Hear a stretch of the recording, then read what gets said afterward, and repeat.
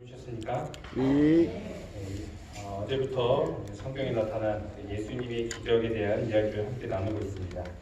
오늘은 베데스다 이야기 함께 나누려고 합니다. 요한복음 5장에 있는 말씀입니다.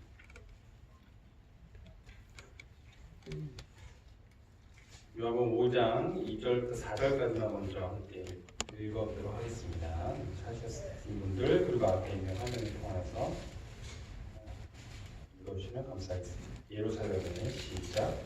예루살렘에 있는 양문 곁에 히브리 말로 베데스다라 하는 곳이 있는데 거기 행각 5이 있고 그 안에 많은 병자, 맹인, 다리 저는 사람, 혈기 많은 사람들이 누워 물의 움직임을 기다리니 이는 천사가 가끔 못에 내려와 물을 움직이게 하는데 움직인 후에 먼저 들어가는 자는 어떤 병에 걸렸든지 낫게 되리로다. 네, 여기 보면 베데스다라는 연못이 나옵니다. 이 연못에는 어떤 일이 있었냐면 물이 움직이게 되면 이 천사가 가끔 못에 내려와 물을 움직이게 한다라는 그런 믿음을 갖고 있었다는 것이죠. 그래서 후에 먼저 들어가는 자는 어떤 병에 걸리든지 낫게 되었다. 세소망에서는 이 못의 물은 때때로 움직였으며 일반적으로 이 일은 초자연적 능력의 결과로서 누구든지 물이 요동한 후에 이 물속에 먼저 들어가는 자는 그가 어떤 병을 가지고 있든지 나음을 받는다고들 믿었다. 에덴 요한병원에 이런 못이 있다면 얼마나 좋을까요? 그렇죠? 네, 돌아가면서 들어가면 좋지 않을까 생각이 되어집니다. 그런데 실제로 나았는지 아니면 그것이 그냥 전설로 내려오는 것인지는 확인을 할 수 없습니다. 하지만 성경의 본문과 이언의 신의 말씀을 확인을 해보면 그 안에 들어가게 되면 나을 것이라고 믿었다는 것은 확실하다는 것이죠. 그래서 거기에는 병자, 맹인, 다리 저는 사람, 혈기 마른 사람들이 누워 있었다라고 기록을 하고 있습니다. 어떤 사람들이 주로 있었을까요? 아직 고침을 받지 못한 자들입니다. 의원을 부를 돈이 없거나 수많은 실력 있는 의원들을 찾아갔음에도 불구하고 아무도 고치지 못하였기 때문에 그 수많은 사람들이 그곳에 모여 있는 것입니다. 자신들의 힘으로는 혹은 사람들의 힘으로는 더 이상 자신의 갖고 있는 병을 고칠 수 없다는 것을 알고 있기 때문에 그 가운데서 모여 있었던 것입니다. 그들은 아무런 희망도 없이 그렇게 앉아 있는 것이었습니다. 이제 가장 최후로 이곳까지 오게 된 것입니다. 그런 소문을 듣고 말이죠. 물이 움직이면 빨리 들어가면 낫는다더라.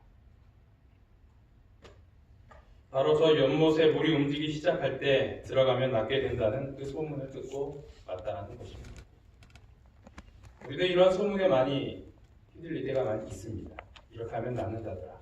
저렇게 하면 모든 것이 문제가 해결된다더라.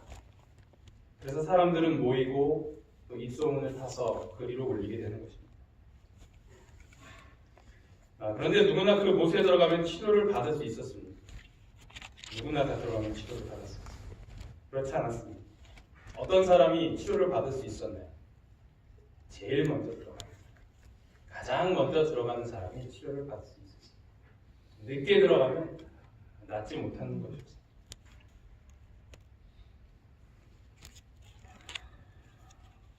그러면 누가 제일 먼저 들어갈 수 있었을까요? 거기서 가장 멀쩡한 사람이 들어갈 수 있는 것입니다. 정작 너무 병세가 좋지 않아서 움직이기도 힘든 사람은 절대 그곳에서 고침을 받을 수 없었던 것입니다. 병고침이 가장 필요한 사람이 오히려 가장 치료받기 어려운 곳이었던 곳, 바로 베데스다 연못이었습니다. 그리고 상상을 해보시기 바랍니다. 만약 정말 물이 움직이기 시작했어요. 그것이 초자연적인 원리인지 아니면 어떤 자연적인 현상인지 우리가 확인할 수 없지만 실제로 그 사람들의 믿음대로 막 물이 움직였다고 상상을 한번 해보시기 바랍니다. 어떤 일이 일어날까요? 아마 이렇게 될 겁니다.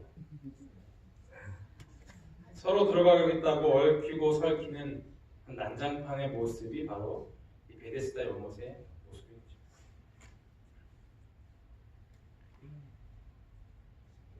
수백 명의 환자들이 그곳을 방문했으나 물이 유동할 때에는 무리가 너무 많아서 자신들보다 약한 남자, 여자, 아이들을 발로 짓밟으면서 서로 앞을 다퉈 밀려 들어갔다. 많은 사람들이 그 못 가까이에 갈 수도 없었다. 못 가까이에 이르기에 성공한 많은 사람들이 그 못 바로 옆에서 죽었다. 닿기 위해서 갔는데 밟혀 죽는 거예요. 더 좋은 삶을 살기로 생각하고 갔는데 서로 더 싸우는 것입니다. 이것이 바로 베데스다 연못의 모습이었던 것입니다. 이 베데스다라는 뜻은 히브리어로 자비의 집이라는 뜻입니다. 자비의 집. 그런데 이 처참한 곳에서는 결코 자비를 찾아볼 수 없었습니다. 서로 살겠다고, 서로 고침을 받겠다고, 오히려 남을 짓밟고 남을 죽이는 곳이 바로 베데스다였던 것입니다. 이 자비의 집은 어쩌다가 이 지경이 되었을까요? 이 자비라는 단어의 뜻은 이 낱말적으로 단어적인 의미는 남을 깊이 사랑하고 가엽게 여기는 것이죠.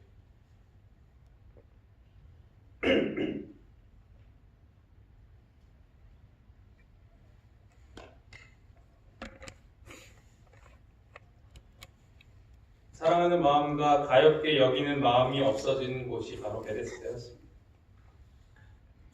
그곳에 모인 자들은 모두 자비의 마음을 가질 만한 여유가 없던 사람이었습니다. 그런데 사람이라는 것이 배가 부르고 돈이 많고 기분이 좋으면 한없이 너그러지죠. 그러나 그 반대의 경우 바쁘고 삶에 지쳐 있을 때에는 그렇게 하기가 쉬운 것이 아닙니다. 누가 보면 이중인격자라고도 할 수 있겠습니다. 화장실을 들어갈 때와 나올 때 모습이 다르기 때문이죠. 그런데 어쩌하겠습니까? 내가 죄인인 것은. 누구나 다 그런 것은. 나 하나도 챙기기 힘들고 각박한데 누구 다른 사람을 돌아볼 여유가 있겠습니까? 그것은 우리의 잘못이 아닐 수도 있습니다. 그건 어쩔 수 없는 상황이 그렇게 만드는 것이죠.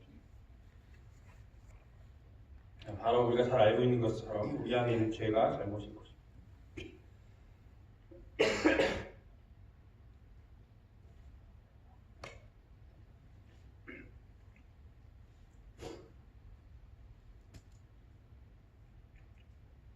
제가 목이 좀 안 좋아서 죄송합니다.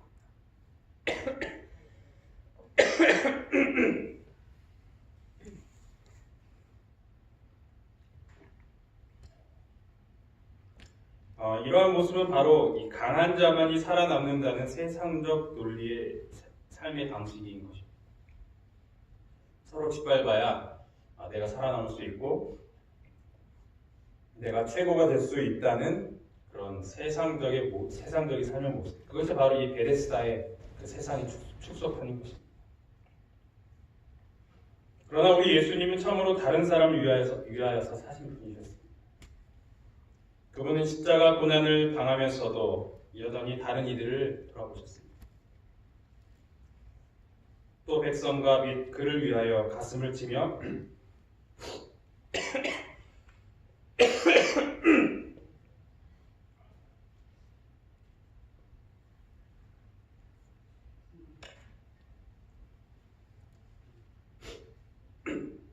죄송합니다. 좀 읽어주시면 감사하겠습니다. 또 백성과 시작.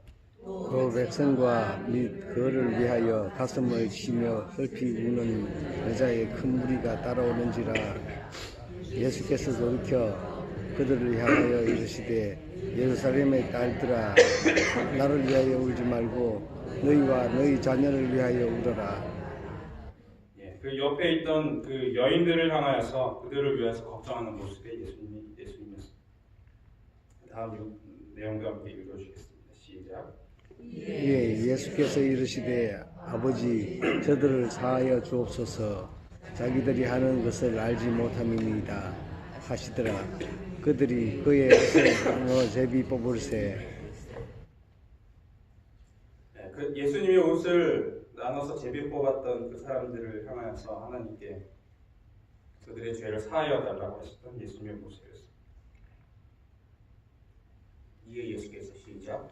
이 예수께서 이르시되 아버지 저들을 사하여 주옵소서 자기들이 하는 것을 알지 못함이니이다 하시더라.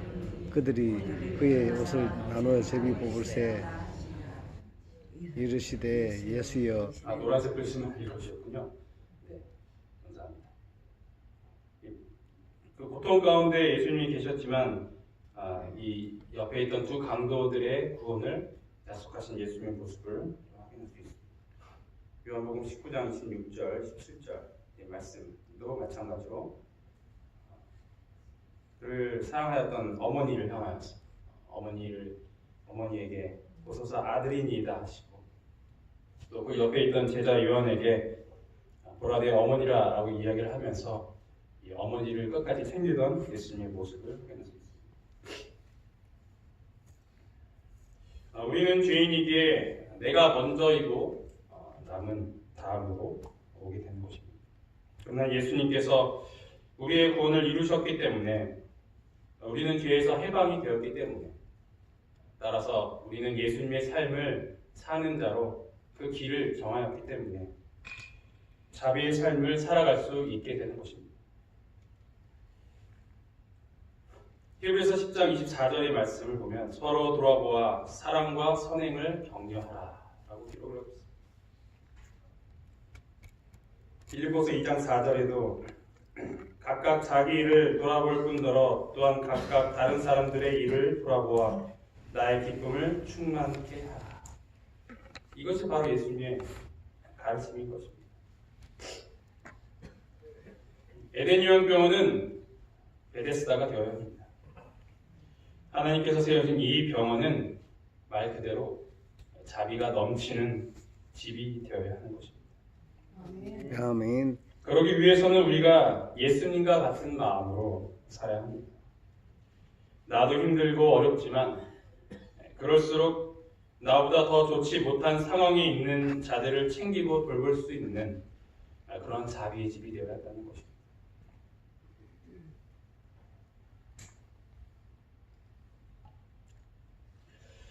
제가 이 병원의 설립자가 아니기 때문에 이런 말씀을 드리는 것이 주제 넘은 것일 수도 있겠지만 이 병원 이름을 왜 에덴으로 지었을까 한번 생각을 해보면 그러한 사랑과 은혜가 넘쳤던 이 태초의 동산과 같은 모습이 되기를 바라는 마음이 아니었을까 하는 생각이 들어집니다.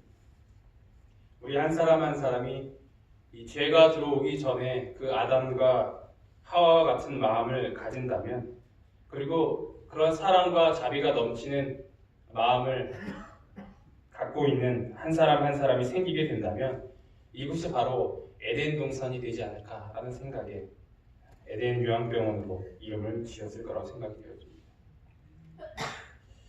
우리 여기 모여있는 우리 모든 에덴의 사랑과 또 자비가 넘치는 모든 한 사람 한 사람이 그런 마음을 품고 진정한 자비의 집을 이루는 저와 여러분이 되기를 간절히 바랍니다. 아멘.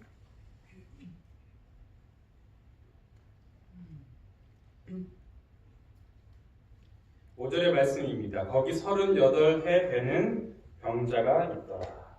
예수께서 그 늙은 것을 보시고 병이 벌써 오래된 줄 아시고 이르시되 내가 낫고자 하느냐? 병자가 대답하되 주여 물이 움직일 때에 나를 못에 넣어주는 사람이 없어 내가 가는 동안에 다른 사람이 먼저 내려가나이다.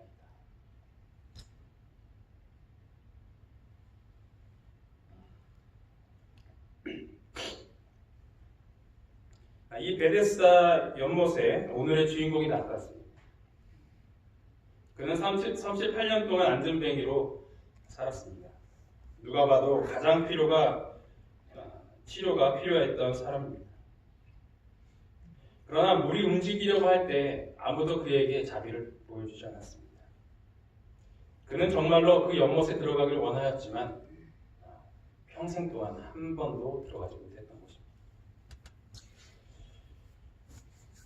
그때 예수님께서 나타나셨습니다. 예수님께서는 이 가엾은 병자를 보시고 안타까워하면서 물으십니다. 내가 낫고자 하느냐? 내가 낫고자 하느냐? 너 낫고 싶니? 너 걷고 싶니? 예수님께서 말씀하신 것입니다. 이때 이 병자의 대답은 무엇이어야 됩니까? 그는 이렇게 대답을 합니다. 물이 움직일 때 저게 못 들어가고 있어요.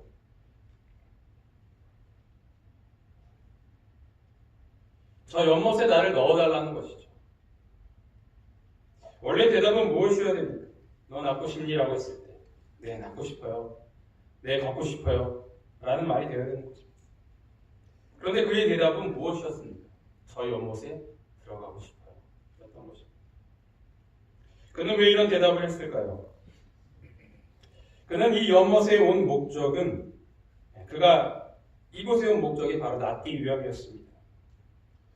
이제까지 낫기 위해서 많은 방법을 다 썼는데 헛수고였고 그리고 다른 방법으로 하려고 해도 다 실패하고 이 지경에 이른 것이었습니다.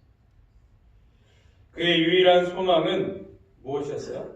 저 연못에 들어가는 것이었던 것입니다. 그런데 어느 순간에서부터인가 그가 여기에 누워있던 목적이 낫기 위함이 아니라 저 연못에 들어가기 위한 것으로 바뀌게 된 것입니다. 그는 삶의 목적을 잃어버렸던 자였습니다. 병을 나으려는 삶의 희망은 사라지고 그저 저 조그만 더러운 웅덩이에 들어가 보는 것이 그의 유일한 삶의 목적이 되어버렸던 것입니다.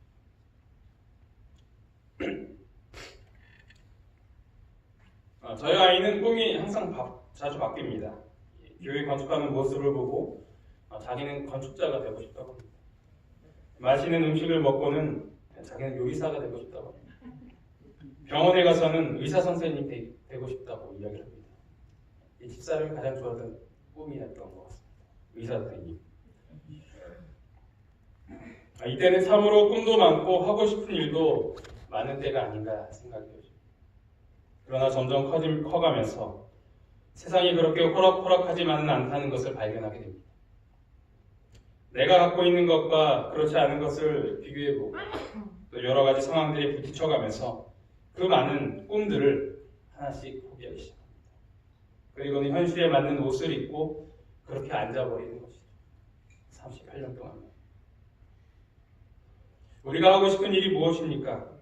그리고 아직 이루지 못한 일이 무엇이 있습니까? 한때 꿈꿨던 인생의 목표가 무엇이었습니까?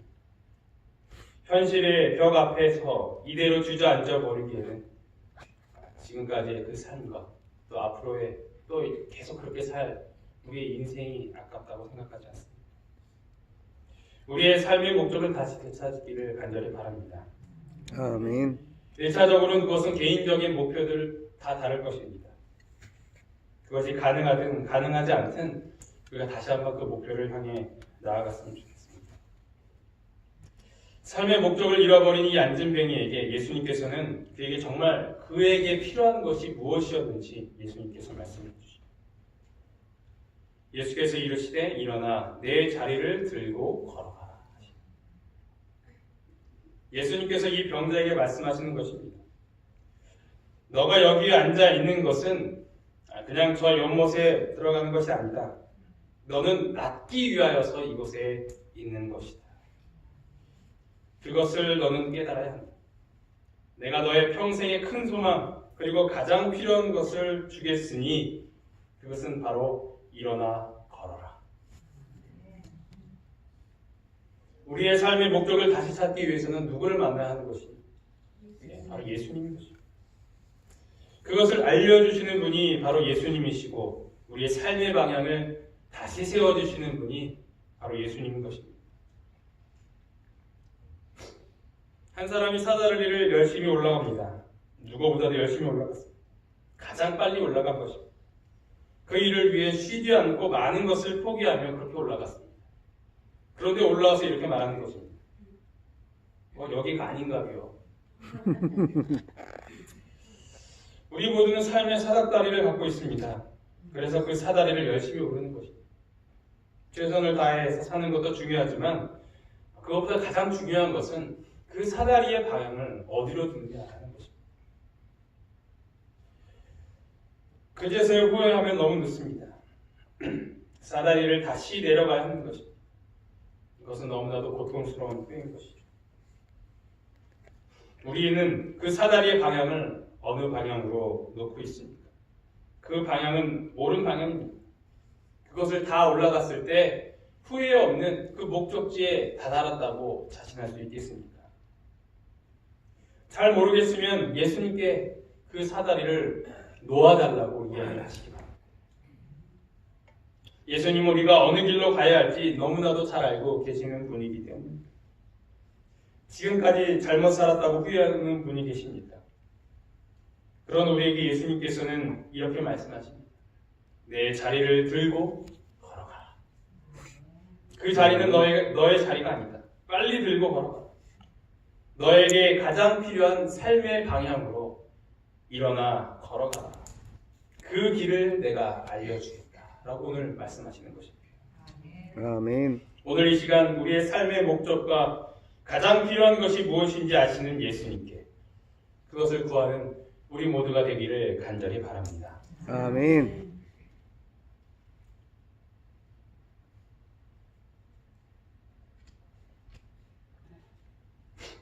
예수님께서 일어나 내 자리를 들고 걸어가라고 하셨습니다. 여기에는 예수님의 우리의 또 그 자비를 확인할 수 있는데요. 어제 이 왕의 신하의 그 이야기 가운데서는 예수님께서 그에게 먼저 믿음을 요구하셨습니다. 예수님께 매달리고 그분을 믿었을 때야 내 아들이 살아있다라고 하셨던 것이죠. 그런데 이 38년 된 안전뱅이에게는 그런 믿음을 요구하지 않고 있다는 것을 확인할 수 있습니다. 왜 그렇게 하지 않으셨을까? 아마도 먼저 다른 무엇인가를 요구하셨더라면 이 사람은 단번에 포기해버렸을지도 모릅니다. 에이, 냅둬요. 완전히 자신감을 잃어버린 그에게 예수님께서는 바로 선포해버리시는 것이죠. 일어나 내 자리를 들고 걸어가라. 예수께서는 이 환자가 당신을 믿는 믿음을 활용하도록 요구하지 않으신다. 그는 단순히 일어나 내 자리를 들고 걸어가라고만 말씀하십니다. 여기서 우리는 예수님의 자비를 확인할 수 있습니다. 온전한 믿음이 없어도 때로는 예수님께서 우리에게 그에 합당한 응답을 주신다는 것입니다. 아멘. 내 기도의 응답이 이루어지지 않는 것은 내 믿음이 약해서야, 내가 잘못했어요 라고 좌절하는 그 순간 예수님께서는 바로 기도 응답을 주신다는 것입니다. 너의 믿음이 약해서가 아니야. 내가 너의 믿음과 상관없이 너의 그 소원을 들어주겠다라고 오늘 예수님께서 말씀하시는 것입니다. 예수님의 말씀에 그는 어떻게 반응하였습니까? 그 사람이 곧 나아서 자리를 들고 걸어간다. 그러나 그 사람의 믿음은 그 말씀을 굳게 붙잡는다. 모든 신경과 근육이 새로운 생명으로 전율하고 절던 그의 다리는 건강하게 움직인다. 그가 의심하지 않고 그리스도의 명령에 순종하기로 자기의 뜻을 정하자 그의 모든 근육이 그의 의지에 응답한다. 자기의 다리로 일어서면서 그는 자기가 활동적인 사람이 되어 있음을 느낀다. 예수께서는 하나님의 도움에 대한 아무런 보증도 그에게 주지 않으셨다. 그 사람은 멈춰 의심하여 그가 나을 수 있는 유일한 기회를 놓칠 수도 있었다. 그러나 그는 그리스도의 말씀을 믿었으며 그 말씀에 입각하여 행동하자 힘을 얻었다. 아멘. 예수님께서 우리에게 내 말을 듣고 일어나 걸어가라고 말씀하십니다. 그 말씀이 믿겨지지 않더라도 의심이 있더라도 오로지 일어나 걸어라는 그 예수님의 말씀에 의지하고 신뢰하여 행동하고 순종하는 우리 모두가 되기를 간절히 바랍니다. 아멘. 베데스다 그곳은 이 38년 된 안전뱅이에게 전혀 자비가 없는 곳이었지만 예수님의 넘치는 자비를 경험했습니다. 우리도 그 예수님의 넘치는 자비를 경험한 자들입니다. 예수님의 자비가 필요한 자들에게 그것을 그 사람들에게 나눠줌으로써 이 에덴 요한병원 교회 베데스다를 만들 수 있는 저와 여러분이 되기를 간절히 바라면서 말씀을 마치도록 하겠습니다. 아멘. 하늘에 계신 하나님 아버지, 세상의 베데스다는 사람들의 시기와 질투와 또 서로 무참하게 짓밟는 전혀 자비가 없는 곳입니다. 하지만 예수님이 계신 베데스다는 우리를 향한 넘치는 자비가 있는 그곳입니다. 아버지, 믿음 없는 저희에게 다가오셔서 저희를 일으켜 주심에 참으로 감사합니다. 아멘. 아버지, 이제 저희가 앉아있는 이곳에서 일어나서 주님께서 걸어가라고 하셨던 그 길을 걸어가는 저희 모두가 되기를 주님께서 인도하여 주시옵소서. 아멘. 그리하여서 이 에덴 요한병원이 주님의 자비가 넘치는 베데스다가 될 수 있도록 인도하여 주시옵소서. 아멘. 이 모든 말씀은 예수 그리스도의 이름으로 간절히 기도합니다. 아멘.